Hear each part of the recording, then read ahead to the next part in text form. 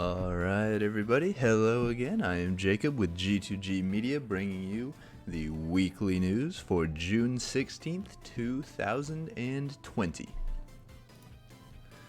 Starting off, we'll be reviewing our June overview. Trapinch research breakthrough, still happening until July 1st. Still got a couple weeks left on that. Solstice themed event June 19th through 24th, and the bug out event June 26th through July 1st. Now, some of you may have heard, we just recently got details on these events after waiting for about 2 weeks, so we will be getting into those right now. In a couple slides, my bad. Forgot, there's a spotlight bonus hour happening today. 6 p.m. local time, so it's already passed for me. It's a little after 7 p.m. here, so it just ended. But for any time zones to the west of me in the United States, and further, you still have time to do that. Double Catch Stardust. Numel cannot be shiny during this, but the Stardust is one of the much more appreciated perks in the game for sure. So being able to get out and catch the Numels for the Stardust is very good. And you can also catch Dittos. The Numel can appear, and when you catch it, it can turn into Dittos. So there are challenges for research where you need to catch Dittos, so that may be another reason that you participate in this event.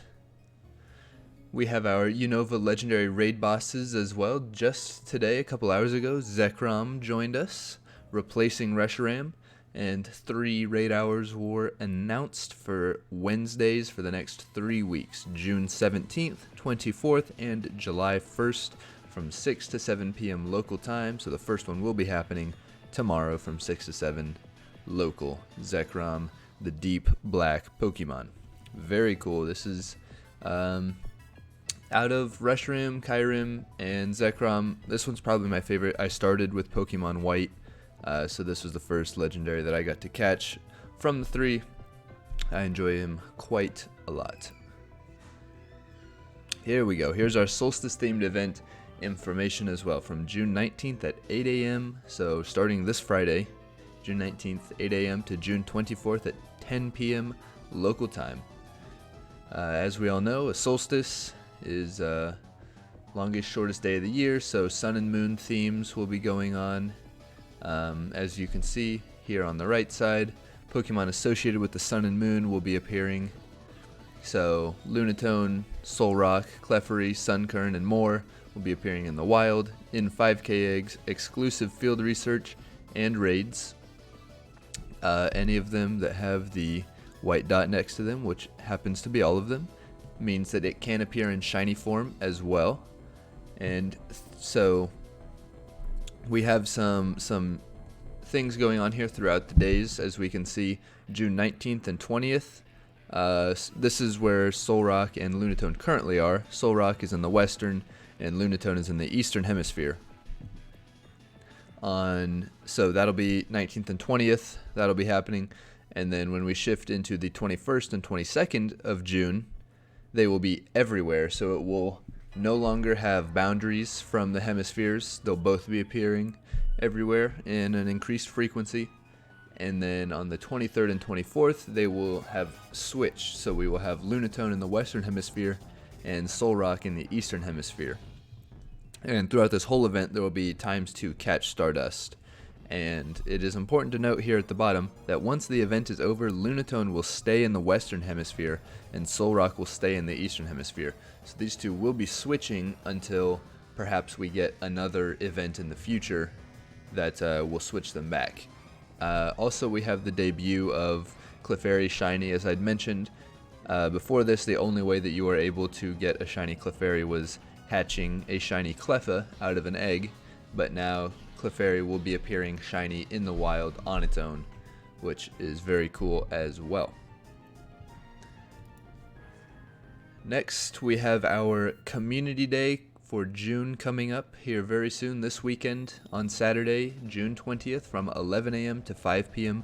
local time with the Shiny Weedle debut.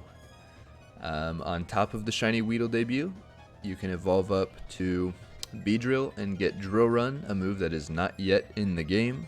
It is exclusive to evolving it during the Community Day as of right now. You'll have a 3-hour Incense as well, 3 times Catch Stardust during this 6-hour period, and there will also be a bundle with an Elite Charged TM, 30 Ultra Balls, and some other goodies as well. Take a snapshot for a surprise. Your buddy will bring you helpful items throughout. You know the business, we've been over this before, but just a reminder that it's coming out this Saturday, 11 a.m. to 5 p.m. So make sure that you do not forget about that. The shiny debut. No one has a shiny Weedle yet. As far as I know, I don't think anybody does since it's not in the game yet, unless there are some hackers that made something happen, but let's just say that nobody has it yet. Coming out this Saturday, 11 a.m. local time. The Bug Out event is the next event that we have shortly after the Solstice event ends. This one will start on the 26th at 8 a.m. and it will go until July 1st at 10 p.m. local time again. Bug types will obviously be appearing in the wild most here. Shiny Dwebble debut. 2 times Catch XP again for this entire duration. And using incenses will attract a lot more bug types.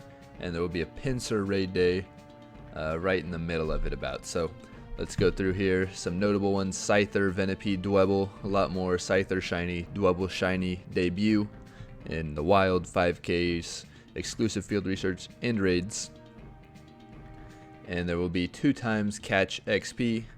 And it is important to note here that, as you can see, this is regular Dwebble right here in the top picture versus the shiny in the debut picture.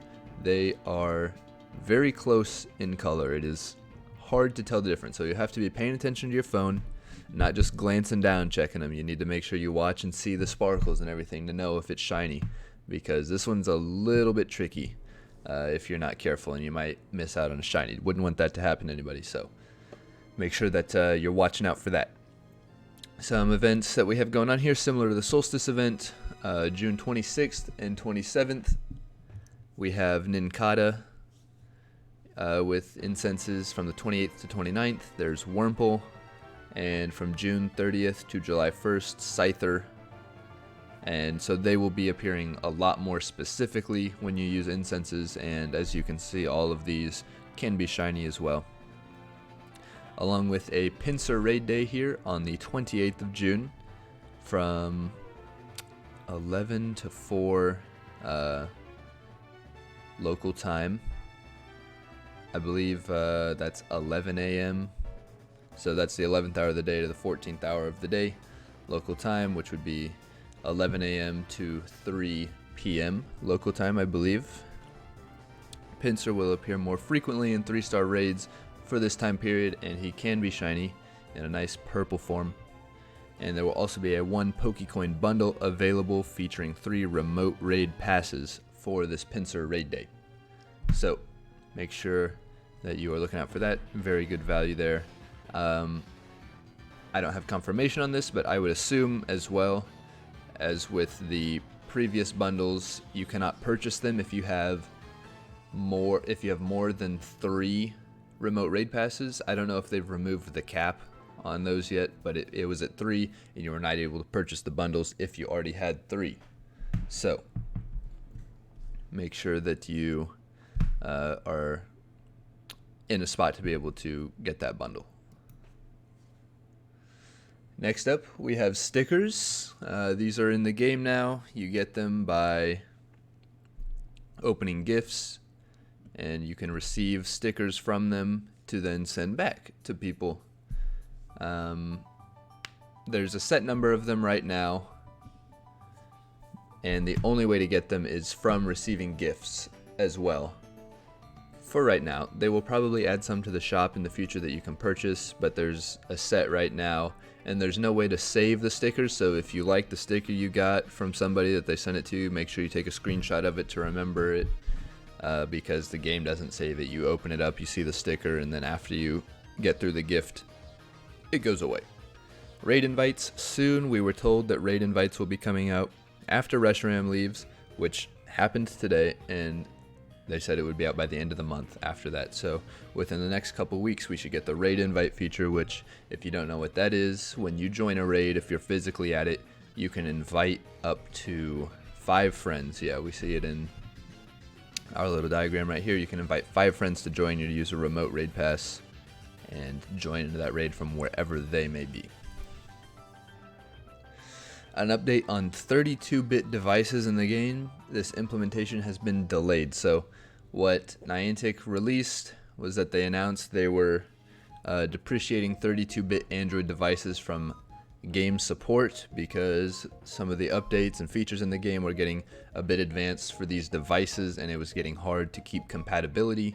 But they released a tweet recently that said to investigate player concerns, they're now postponing this deprecation to a future date. They did not announce when, but they are delaying it. So these discontinued devices are over here on the right side of your screen. They include the Galaxy S4, S5, Note 3, and the J3 from Samsung, Sony devices, Xperia Z2 and Z3, the Motorola Moto G 1st Gen, and for Android's many devices released before 2015. So you can go into your device settings and check to see if you have a 32-bit device, but if you know that you have a phone that is more recent than any of these devices listed here, you should be set to go, should be 64-bit devices. But if you don't for some reason and you still have a 32-bit phone, this is good news for you. It's been delayed, so you can continue to play the game for now. But these phones are pretty old, so they're losing functionality, and Pokemon will not be able to support them forever. Pokemon Go Fest information has finally been announced, at least part of it, for July 25th and 26th. They announced a lot of details for July 25th, the first day of the event. You can also buy tickets now for $15 USD or the equivalent in your local currency. And what they're doing is they are trying to mimic how GoFest has worked in years past, where you were physically at the location and different types would spawn in different areas around the city. Now what's going to be happening is there will be rotating habitats that will change each hour. So it will start at fire for an hour, fire types, and then move to water, then grass, then battle, then friendship. And what will happen is it will then repeat. So each habitat will be featured twice on day 1. So some other information that Pokemon has released about this is that there will be 75 plus species of Pokemon available in the Wild Rage and Special Research. This is all on day 1, and this is to again try and mimic the feel of what it was like if you were at Pokemon Go Fest physically in years past, where you would go to certain locations and encounter certain types. In this sense, it's different hours you will encounter different types, and you'll have multiple chances in case you miss one, you sleep in, or you have obligations for part of the day. You're still able to try and enjoy each habitat at least one time. For the 26th, day 2, they have not released anything for this yet. They said that this will be a new, unique experience, but we don't know exactly what it's going to be. There will be timed research, but other than that, as we can see right here, we want the day 2 experience to be a surprise, so ticket holders will learn what we have in store that very day. So we don't have any more information on this right now. We're all going to learn at the same time as you guys do on the 26th if you purchase your ticket and be able to happen, or when it happens, excuse me. Something else that they've released is for US trainers only. Regardless of whether you have a ticket, you can purchase a commemorative Pokemon Go Fest 2020 t-shirt for sale online at the Pokemon Center. I just checked before going live. They only have small and medium left. So if you're in the US, you wear a small or medium sized shirt, head on over to the Pokemon Center. You can purchase the commemorative shirt. It looks pretty cool. Before those sell out. Every other size that they offer is sold out, just small and medium left. Also, there will be a lead up to the Pokemon Go Fest that will have weekly challenges, similar to what happened with our throwback event, where there were challenges each week in different Pokemon themes. They will be doing this, so in the 3 weeks before Go Fest, so most of July, we'll have all trainers allowed to participate in these weekly challenges in the form of GoFest 2020 timed research lines. So that is the information for GoFest that we have right now. Once again, I would like to thank our Patreon supporters, Philip Ma, Pokemon Professor Network, Aaron the Ninja, and Rhonda Fry, for supporting us not only by viewing but also by providing a little bit of capital for us to put together these slides and presentations and keep the website up to date with all of our guides and articles and featured trainers from all around the world to help you guys bring all this information about Pokemon Go all in one central area. If you would like to help support, we have our Patreon link right here at the bottom, patreon.com/G2G. But once again, thank you to everyone for tuning in and watching. Again, I am Jacob from G2G Media, and from me and all of us on the team, I'd like to thank you again for tuning in, watching, and coming to us for all of your raid guides, breaking news, and more. And with all of that out of the way, this has been your weekly news for June 16th, 2020.